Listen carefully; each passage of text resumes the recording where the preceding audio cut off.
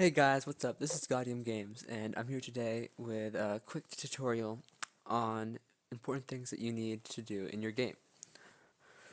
So I'm here today with a platformer that I made, Open, and this platformer it's fairly simple. There's 6 levels. There's a menu room. There's enemies. It's got all the things that you would need, and you can finish the game. You can replay it. You can get coins. You can purchase things. It's not obviously not complete, but it works and it looks rather nice in my opinion.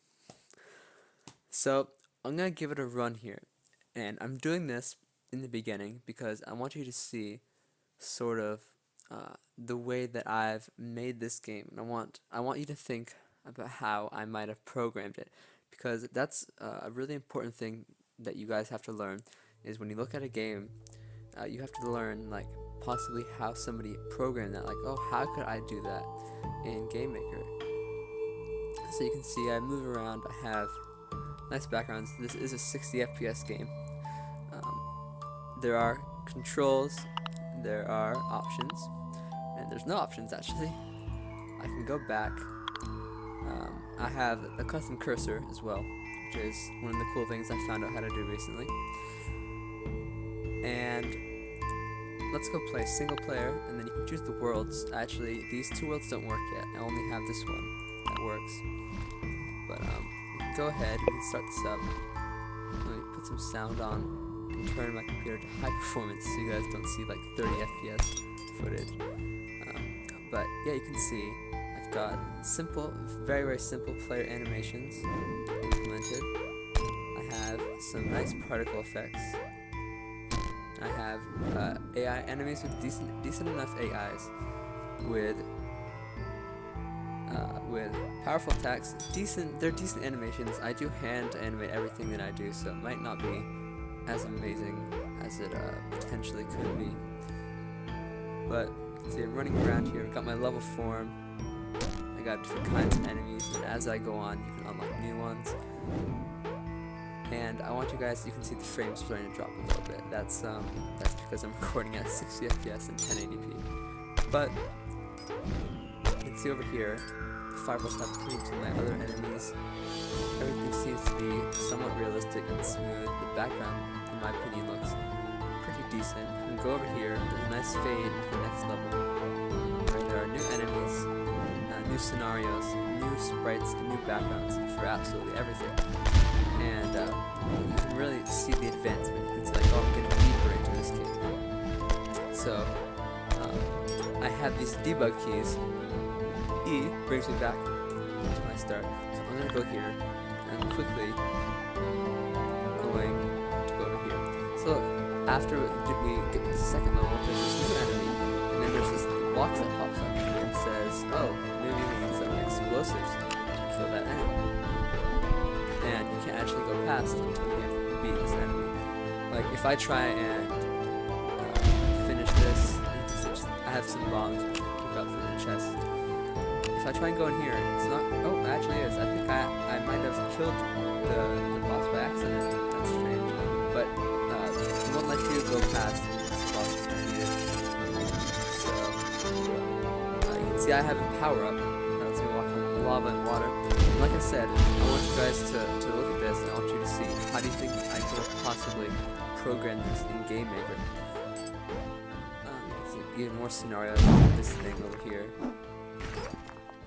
You can make it jump in the lava, kill it, and also take note of the sounds that you hear as well. If you have a headset, you'll notice that the sounds are 3D and that they're seem to be coming from all of these different directions. And I also want you to think about how you could possibly program that too. And I go in the next room. My coins are then added to my bank, and my bank is like my actual money source. So you can buy stuff depending on how much you have in your bank, but these coins get added to your bank every time you complete a level. So you can see I have new enemies, new AIs, new projectiles. They just fall in the lava because that one just sucked. You can see it's all coming together nicely. There's knockback, There's everything. There's animations for idle. You can run. You can do pretty much everything. So these guys they got a lot of versatility. Except for I think the bat is probably one of the basic enemies. This glacier, that's what I call him, is rather difficult. And you can see on the final level of the game, you have this boss, and then it jumps at you. It creates these stalagmites, and the only way to actually hurt the boss is if he jumps on the stalagmites he creates. But those stalagmites, they do disappear after a little while, and he gets tougher and tougher the less health he gets. You'll see this happen once he gets below a certain amount of health. And you can see that those stalagmites, they do hurt quite a bit. And there's particle effects when he jumps. There's sound. There's everything. You can see now he's angry. Now he gets super fast. He can jump even higher than before. And I just died, and I have a respawn on, so it's not going to change much. But you can see he gets really tough when he's in this state, and you have to be super careful. I added these bats up here to make it even more difficult. But also, if you kill them, you can get maybe an extra heart drop and some extra coins. So we're gonna focus on killing this guy. So once he dies, we can actually we can finally finish the game, and then we can see what everything or some helpful things that I've done that you can use in your own game. So I'm thinking of I think you guys get the gist of it, and once I go through this area over here, we go back to our main menu, and that's it. But it won't work unless we defeat the enemy. So I'm just going to use my debug key E, and then we're back. So how do you think I did all that exactly? And there's even more, which I didn't show you. I have a shop, which you don't unlock, and the almanac, which you don't unlock until you've actually defeated a certain amount of enemies. Well, I'm going to go into some of the extremely helpful things you can use. This goes for all games, long-term, short-term, whatever they are. You can totally use these to help yourself out. So anyways, one of the most helpful scripts you can have in a game like this is something that grabs the current frame that your object is animating at, and using something like this, it's so helpful, because you can do a specific action on a specific frame. And the way I've set this up is that if I go into my enemies over here, let's say my Golem, we want to make a ground shake, because when he rolls, he hops up, but when he has the animation where he's back on the ground, we want to make like a particle effect and a ground shake. So here's what we do. I don't think it's in my step event. In my animation end, is it over here? Yes. So when he rolls right, in my roll right state, all I have to do is say frame cur, and then pass in the frame that's currently at, which is 7. That's the last frame where he hits the ground, and then he jumps back up again. And we create this ground pound. And this ground pound not only shakes our screen, but it also creates some particles.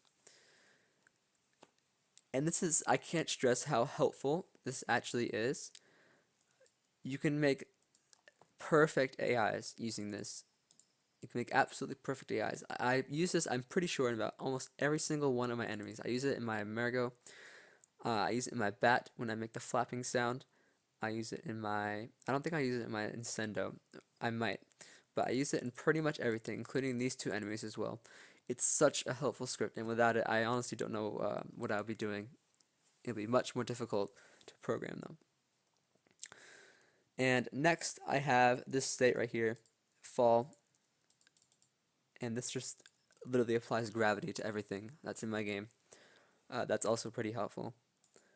And then I have these 2 other ones, which bounce my player, which move my player. So horizontal bounce. These are my horizontal collisions, and these are my bouncing collisions. So we're going to bounce off a solid object. And I don't know why I call this horizontal bounce. Or maybe... No, that's strange. They're very similar.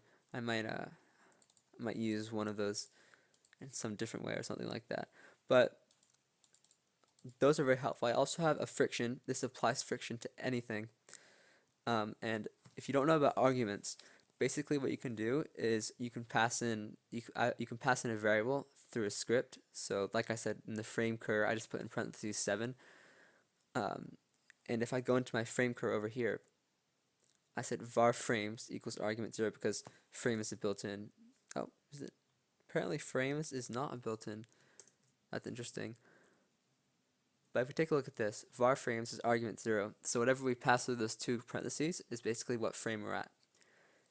And this actually gets the proper frame. So no matter how fast we're animating, we will always get the frame that we put into the parentheses, which is awesome. So you can take a look at that, copy that, and next up we're gonna have something that's also extremely important. We're gonna be initializing tons of global variables, tons of other variables too, just normal ones. It can be whatever really. And in here I have my book variables. Now I didn't show you my almanac, but this is just my initialization. I get all of the text, all of the definitions of my monsters, all my descriptions. I get which page I'm on. I get the maximum amount of sheets. So if I'm on like the sheet 1, then I'm on page 1 and 2 equals to true, which is why it's set to true here and not all the other ones. And I have my max sheet, which is like how many pages are in the book. And sheet, this is like my current sheet, the current page I'm on. Then I have, these ones are for drawing text onto my book. It's really helpful, by the way, to use variables to draw things when you're drawing things onto a sprite, or when you're drawing things just in general, because you'll see that if you have to draw a lot of text or something like that, it's gonna make it a lot easier for you if you just set the x and y variables first before drawing them, and then use those in the draw event. And then I get all of my text definitions right here, which it's actually not as bad as it seems. It just is really long because I space these out to make it nice and neat. So yeah, I also have this variable called initialize, and this initializes like I think 11 global variables. My monster encounters, first off, actually 12 global variables. No. All right, I guess I'm just somewhat blind, but what these do, it initializes all of these global.select, global.snake. So I can set these, once I set these to true, then it means we've discovered that enemy and that we can now view it inside of our enemy almanac. And I set those equal to false in the beginning. And if it's false, then we draw the silhouette as black. So you can't actually see what it looks like colored in, and you also can't see the text. That's what I put in for that. And then I have world completion. So when I complete a world, I set that to true. And this doesn't technically do anything yet, but once I do set it to true, you're gonna be able to like go to other worlds once you set that to true. But at first I actually have to add those in. But you can see how helpful these scripts can be. Like even things for stuff like respawn, where it's you can put specific actions. When I respawn, we can like replace certain power-ups, which is what I did here. I have help. This initializes all of the text for my help, where you saw, whoa, this thing seems to be invincible, stuff like that. Then I have my cost variables for my shop, which I only have 3 things in. Pretty lame, to be fair. And I have a ton of other things. I have enemy states galore. I only have 8 enemies, but some of these are really advanced enemies. Like, let's take a look at this is one of my bosses. The Glacio, the Coelex, and the Battle. These are all, I think together that's 29 scripts just for those 5 enemies. It's quite a lot of scripts. Some of the other ones are really simple though. But having scripts like this is so helpful. I can't stress that enough. And so those are scripts. Those are helpful scripts that you can create in your game and you can use. So there you go. There you have it. Those are some amazing things you can use in your game that can really help make the programming a lot easier for you. Because if you don't do stuff like this, you're gonna find that you're gonna have to be referencing the same thing over and over and over again for so long, and it's gonna get really annoying. So you might as well turn it into a script if you're using something or like a piece of code so much. That's why I literally have like 11 scripts just in my helper.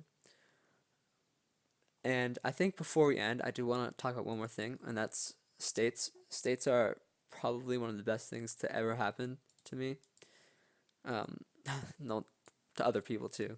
But a state is basically, it doesn't have to be called state, but I call it state. And it's basically a variable that's set to a script. And why this is so great is because I can set the state to skr snake write state. Then in my step event, with only one line of code, I can script execute state. So now I'm executing whatever my state is. I'm executing whatever script my state is set equal to. And this is so awesome because you can literally change your state depending on different other things. Like, let's go into something that's more advanced than my snake, because that just goes left and right. That doesn't actually do anything. Let's go into my golem. This thing I actually just finished making before this video. A fun story. I haven't even added it into the game yet as a real enemy. But here's what we do. We have 5 alarms in this thing. And let's go on a step event. So there's nothing in my step event actually. Let's go to our animation end. So if my state is my golem prep. So I have 5 states: my golem prep, my golem roll right, my roll left, and my golem idle, and then my golem asleep. My golem asleep is the state that makes it look like a rock in the beginning, so you don't know it's actually an enemy. And then when you get near, its state goes into the golem prep. And when my state is my golem prep, it sort of tucks in its body, and then we check here if we're rolling already, and if we're not, we're going to roll if our player X is less than X. So that means if we're to the left of it, we're going to roll left. If we're to the right, we're going to roll right.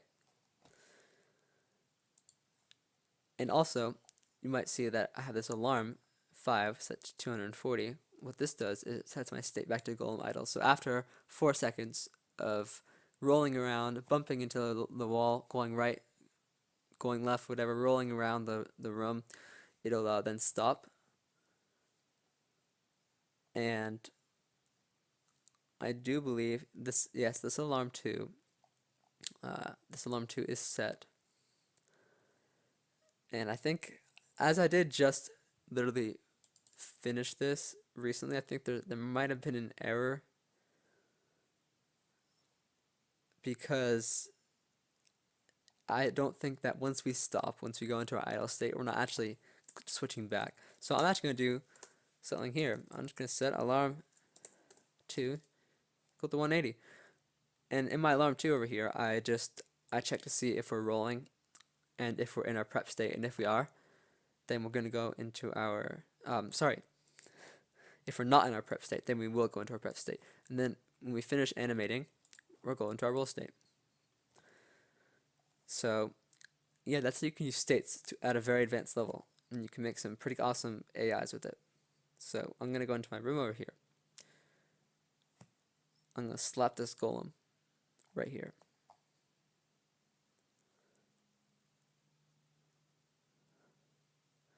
Now this golem is pretty tanky. It has 15 HP. It's pretty fast. It can't actually walk though. But you will see a few things. I haven't even added sound to it yet. That's just how basic this thing is. So there it is. And then after a while, it'll pop up. And then it'll be like, oh, gotta roll to you. Then look, every time it hits the floor, it'll make a ground shake and some particles. Then after a while, it'll stop. And then after a little while again, it'll come at you. And then it'll start rolling. And once I add sound, it'll feel a lot better. But yeah, it's a pretty cool enemy. It's really tanky. Look at that. Look how many hearts that thing has. It's a lot of hearts. It's like a bulldozer. It doesn't even take knockback. And that's actually that's on purpose. But you can see it's just like it's literally just a boulder. And the first time you see it, you think, is that even an enemy? And that's like the whole point of this thing, is to be like, oh, it doesn't look like an enemy, and then suddenly, like out of nowhere, it just grows eyes and legs, and then it just rolls toward you at like a really fast speed. And if you're in like a small area like this, it's really difficult to handle because it's gonna keep bouncing off the walls over and over. And before we do end, I feel like there's like endless things I can tell you. There's some awesome built-in functions I want to show you guys, and I'm going to be using them to perfect this AI right now. So right here where we set this alarm to 180, it's kind of going to look the same thing every time. So what we're going to do is we're going to do something called random range. Now what this will do, it'll get a random number between the two numbers that you pass in. So random range 180 with 240. This will get any number between 180 and 240 and set alarm 2 equal to that number. And what that's going to do is it's going to give a sense of randomness. So we're not going to be waiting the same amount of time every single time that we go into our idle state. And the point of this is so that it's unpredictable. Like you don't know exactly when something is going to happen. Like in here, where we go out of our roll state. Let's say random range 240, 300. Why not? Not 3,000. It's a bit much. And random range, fantastic. And another awesome thing you can do is with random range. So right there, what I just did was, I think I actually already explained it, never mind. But with random range, you can use something called floor. Now, floor is, it sort of rounds the number that you have to the nearest whole number. So over here, when I have my timer set, I have this right here. I say draw text, blah blah blah, the x and y, fire immunity plus the string. This is like how long this thing is gonna last for. Floor. So we're not gonna have like 14.999 or whatever like that. We're not gonna have any like milliseconds or 0.1 or 0.12, no tenths or no hundredths, no anything like that. Just whole number, 15, 14, 13, divided by 60. Now I divide this by 60 because that's my room speed. You could actually just do this divided by room speed. But that's how I do that, and then that gives me a whole number. And this can be great for other things too. Like when your enemy dies, you want to have it drop something. Repeat I random range 4, 7. And then for that, we choose a number between 4 and 7, and we create O blood. So if it's 7, we'll create 7 blood particles. If it's 4, we only create 4. And we have the rand x and rand y. That's just random positioning for creation. But there you go. Those are some awesome functions that you can use. And also, one last thing. When you want to make a cool mouse, like that cool cursor that we had, there's actually a built-in function. I didn't even know you could do this, but this is awesome. You literally just need one line of code and a sprite. So I just say cursor sprite equals SPR mouse. And this is my mouse sprite right here. And you just put this in whatever you want. It can be a step event. It can be, I recommend just doing it in the draw GUI because it just makes more sense, I feel like.